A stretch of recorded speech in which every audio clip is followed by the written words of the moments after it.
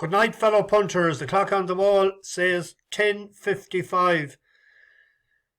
Bit later than I was hoping for, but no rest for the wicked. Has to be done. I was home about 9:30 and I was starving because I didn't stop on the way home. Got cold before the last race, so I skedaddled before that to get out of Dodge and didn't stop, just ploughed on. Good enough day. I had more money coming out than I had going in, so that's the main thing. It's I met a good few up there as well. Gave tickets on the way in to a father and son from Mount Rath. They're in the plant hire business because they bought machinery of people involved in that game in French Park and in the 4 Mile House, the McSharrys. I gave the other ticket I had to a fellow coming in. They thought it was a tout. A few people refused. They were saying, no, I'm all right, I'm all right. They thought I was trying to sell them, but when I was handing them out. But met a good few inside then. The first one I met was John O'Neill. Met him in Fairyhouse before. The judge from Kerry, Tralee, I think. And the owner of Popova that was running the first race was along with him. Forget his name. I think he said Dermot something. I should have checked, but I'll find it for again. Good chat with him before the first race. And met Patrick Hickey. He was singing Spancel Hill as usual, as all the Banner people do. I hadn't spotted him in a while on the bus. I used to be slagging him about Fundalk, that he might make a jockey someday and ride a winner up there or get some sort of a ride up there. Met Etna from Offaly. Etna was a saint, and she'd want to be one as well with the book she was with. I know him a good while. Good character.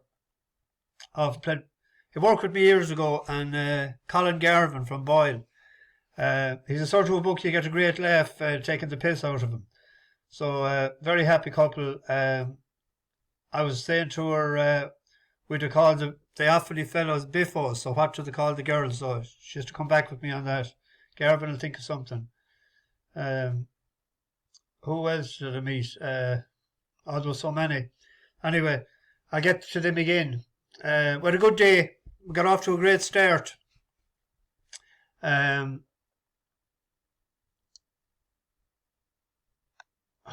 even think of the horse's name. Mind has gone blank.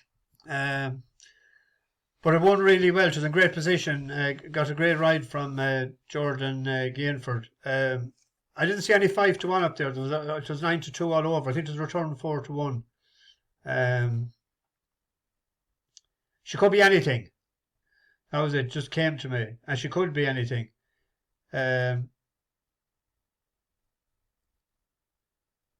Probably the disappointing, big disappointment of the day was Brazil. And I was walking back after, and a bookie tapped me on the shoulder. He recognised me, and he said, the handbrake wasn't bothered there, wasn't it? I said, I think it was all right. Sweated up a bit beforehand. I know that was the rig, but I'd say Galway could be the plan for that.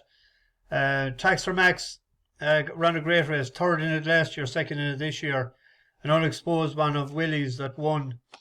But I thought if you were handing out the gold star of the day award, you'd have to hand it to Shakhan Poursoir. He pinged the last. I was down a bit from the winning post, but he absolutely pinged it. I thought he was going to get there, but probably the age and the miles and the legs, and it took a great effort from a dual Queen Mother champion chase winner to fend him off. But he got a great round of applause. I went round to make sure that I was there when the two of them came in. But he was 10-1 with 365. I said he was 8-1. He was 8-1 with the green bookie last night, but he went 10s.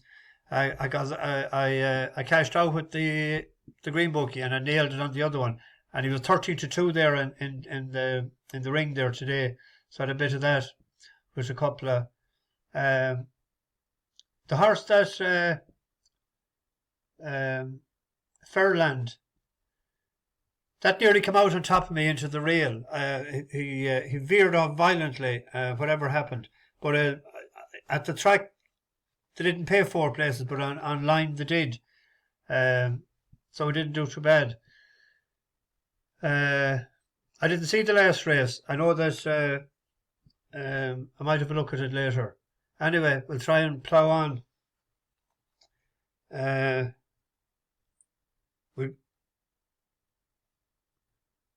We'll do this first. Hello fellow punters, I hope everyone had a fantastic first day of the Punchestown Festival and it was a profitable one. The highlight for today for myself was seeing Facile Vega back in good form and winning with ease in another Grade 1 novice hurdle. So I like 3 horses tomorrow. And I'm going to start off with 3 Card Bragg, who runs in the second race in Punchestown tomorrow, the 4:15. Now, this horse was a horse that I was sweet on for the Cheltenham Festival, and I think he ran a good race that day. His form has been boosted recently in entry by In the Pocket, a horse that he was a neck behind and 2 runs back. And I think tomorrow the competition within the race isn't as hot as it was in Cheltenham or in the previous race that he's been running in. And at 11-4, I think he's a good price tomorrow. The next race that I want to talk about is the second last race, which is a handicap chase, and the horse that I like for this is Willie Mullins trained Hador. Now, this horse has been keeping good company all year, running against the likes of Flame Bear, El Fabiolo, just to mention a few. And tomorrow he takes a real drop down in class into handicap company, where he'll take on the likes of Royal Rendezvous, and I like the way you're thinking. Now, Hador has been pitched in at graded level throughout the year, and I think he's going to appreciate this step back in pace to a handicap. And I think at the weights at 10 stone 11, he's a good price at 9-4 to get the job done. The last race that I'm going to look at is the Mayor's Bumper, and the horse I like for this is Fun. Now, I actually backed this horse in Leopardstown when she won, and she looked like she was under a bit of pressure. About 3 furlongs from home, but really stuck to it and really tanked into the race and lengthened to win quite convincingly on the day. Looking through the field, I think a lot of these horses have dotted their copybooks. The only other unknown is Junta Marvel, but Patrick Mullins taking the ride on Fun, a horse that he's bred himself, I think speaks volumes, and I think she's definitely the one to be on in that bumper tomorrow. Looking at the big one, then you have the Gold Cup. And we have Galopin Des Champs versus Brave Man's Game, the rematch. Now, I would not be backing Galopin Des Champs at the prices. I think I'll have a small play on Brave Man's Game. And the reason being is I think coming back to 3 miles and having a track that is more speed focused, I think is really going to suit Brave Man's Game. Also, there's 4 fences to jump in kind of the last half a mile in Punchestown, whereas in the last 4 furlongs in Cheltenham there's only 2 fences in the Gold Cup, so it's really going to put jumping to the fore, and I think this is going to be right down the street of Brave Man's Game. But it wouldn't be strong at all. It's more a speculative play rather than a confident one. Thanks for that, my old friend. You took me out of bother there this evening covering a couple of races. I would just say about 3 Card Bragg. He did beat, I know it's in a different venue or whatever, but he bet in his maiden hurl, he bet Sander Clegane by 6.5 lengths in Galway. That was a pretty decent maiden with Nookie Johnson and Green Glory, coming out of that afterwards. So I think the ground drying up won't be a problem. It was 5th on in the Albert Bartlett, wasn't it? I did get mixed up with the races. Albert Bartlett, yeah, that was on soft, good to soft. So I'll start with the first race, the 340.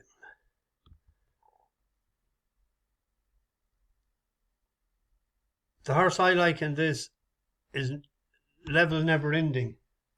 In the last couple of years,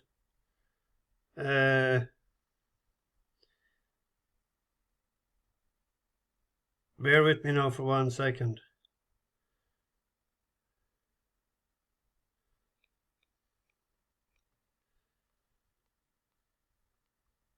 It was won by a 5-year-old last year, a 6-year-old the year before, a 6-year-old in 2019, and a 6-year-old in 2017. This is a 6-year-old, and he ran in the Pertemps. But even prior to that, if you look at his form, it was in. He ran a couple of good races. He won on good ground in Kilbeggan, but they sent him over for the qualifier over to Warwick. And if you look at there behind Good Time Johnny, he was 10th of 23. But that doesn't tell the whole story, I think. He's with the green hat here, and it's the same colour respective stud as the boss's Oscar. Just keep an eye on him now. I thought that was a good effort for a horse, 6-year-old, and that was his first handicap as well. He jumped to the last alongside the winner. If he had kept him in, actually his stablemates, Salvadore, Ziggy, would have won it, and we were on that day. But he has Danny Gilligan riding him tomorrow as well, isn't it? Yeah, taking off 4. These are all conditional jockeys. Unanswered is one that has to be delivered late on the line. It's very hard done at times, and the distance should suit Ballybourne Belter. It won at 2-2 in Leopardstown. Oh no, it was a 2 mile that day. This step up and trip will suit, but the step back and trip, I have no problem with it at all. For my selection, Level Neverending.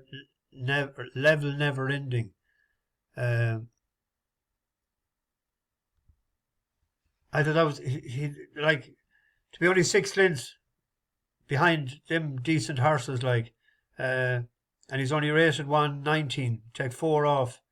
That's 150. What did he run? He was 126. There was £7 tapped onto him. The English tax. I better move on because it's getting late. I'll never get to bed. The 4:15 we have decided on 3-cart brag. The 4:45. The ratings. This could be a Gordon Elliott treble. He's rated 136. Grange, Clare, West, there's no particular rating given to him yet, but he was in the Martin Pipe. He was 5th in it, behind Oroco. But the previous run in a listed hurdle race, behind Hunter's Yarn, second in a grade 3 last November in Navan to Eric DeSile. I thought that would be Danny Gilligan is riding great, so him taking off 7 there, he's the selection in that race. The 7:20 or the 5:20 is Gaelic Warrior coming back after being second in the Ballymore to Imperial Passe. Step up and trip, you'd imagine would suit. Fuck, what happened there? Where are we? As you know, it's getting late. I thought Salvadore Ziggy, even though that was trained specially for Cheltenham in the Pertemps, it hadn't ran for a long time. I thought that run would bring him on. Now he's £7 inferior at the ratings, but he's 9-4 without the 5-2, 9-4 without the favourite, and it's evens to be placed. So that's the horse that I'm taking an angle on in that race, is Salvadore Ziggy. The big one then, even though I'm a great fan of Galloping the Champ, I don't think I'll make it tomorrow. I'll go to wait and go Friday. I might go again Saturday. Won't go 2 days in a row. The body was getting a bit tired this evening. So I hope he does the business, and I respect what the Stig said about the jumping with Braesman's game. And the two, it should be a fascinating race tomorrow. The 6:30 is the bumper. I think a good bet each way is a horse to be backed for Cheltenham. It's For Me. If we take a look at the bumper, where It's For Me is right now in the race, Stone Cold last. Why was he back so far? I don't know. Being followed by Captain Tegan and Canto. Move it forward a bit. He's still back last. Who moves on narrowly. Rounding out the leading three is Captain Coat. Down the hill are better days ahead, and Queen's Gamble is just about last of all. So beginning to freewheel in the west, black and white, wider out. Lecky Watson in the red and white with Facile Mode and Factor File. He finished 5th. Jodie Townend, the sister, is riding tomorrow. If he's kept up at the pace, he scooted away when he was up at the pace. You never see a Mullins horse that's off the air back so far. I'd expect that horse to be in the first 4 or 5 tomorrow, and hopefully it'll be placed, and see what would have happened if it had went to better ground, because that's where A Dream to Share went the last day. Went out on the outside where the ground was better.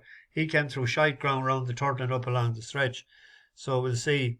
That Tully Hill, there's a horse with collateral form, or we can, Ballystone was somewhere between them, and Ballystone was behind It's For Me in his race, wasn't he?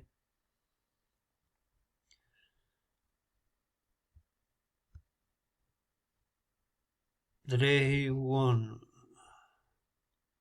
Ballystone was 3rd.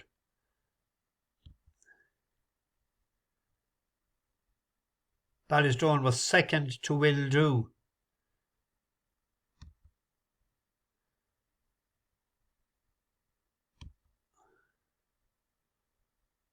Will Do was 2nd to Tully Hill. So I know it's a different race, but there's a sort of a cross line of form there that is, For Me, is better than Tully Hill. On to the 7:05. Hador, that was the horse that I put up before it ran in the race that Mullins used to always send his good horse to, and I was saying we'd back it for Cheltenham.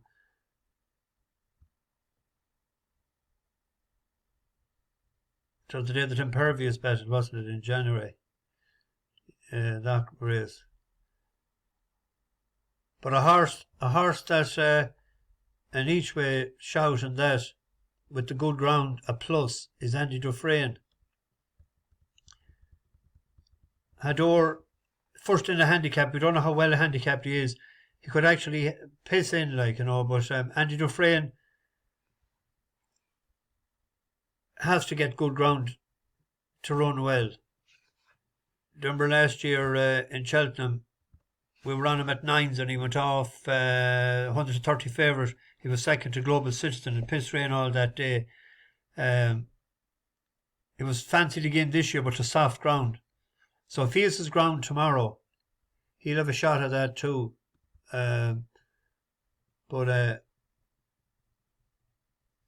Might do a reverse forecast with the two of them. And the bumper, the Stigers went through it already. That was fancied for the Cheltenham Festival bumper.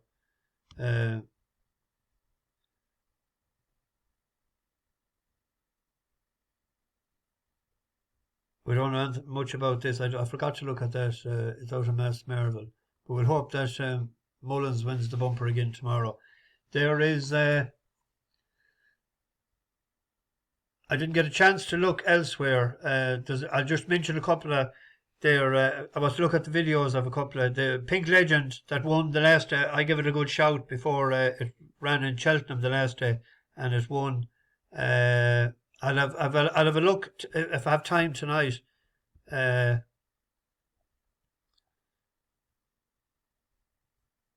see, there was a couple of horses tomorrow elsewhere.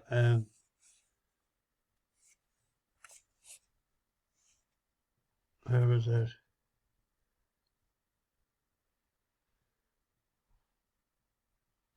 There was one in Not Now Linda. Where was that tomorrow?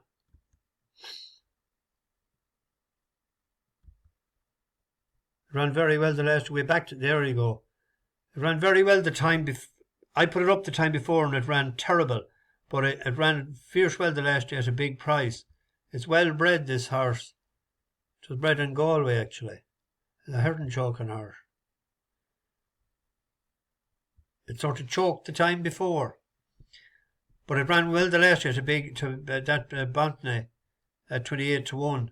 There's a race in that, but I didn't get a chance yet to see. That could be bet tomorrow at 4:05 in Carlisle, and in Ludlow. I'm all over the shop.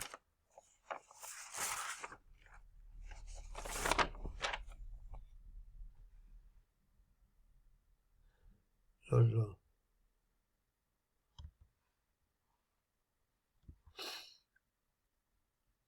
What's the story? We backed that one day too, and it was second. That could win tomorrow. We backed Hardy Fellow. He looked all over the winner. Remember that? The last time he ran. He fell in a hole. The step up in trip could suit tomorrow. Remember he went off 9-4 favourite. Norley beat him. But on that run behind Outlaw Pete, he'd have a right chance tomorrow. He's an each way price there probably tomorrow in the 240. Anyway, just the time. It's 11 now before I finish this, so it'll be 20 minutes before it's up. Bash the bookies over and out. I'll be able to do more. I'll be more prepared tomorrow night, hopefully.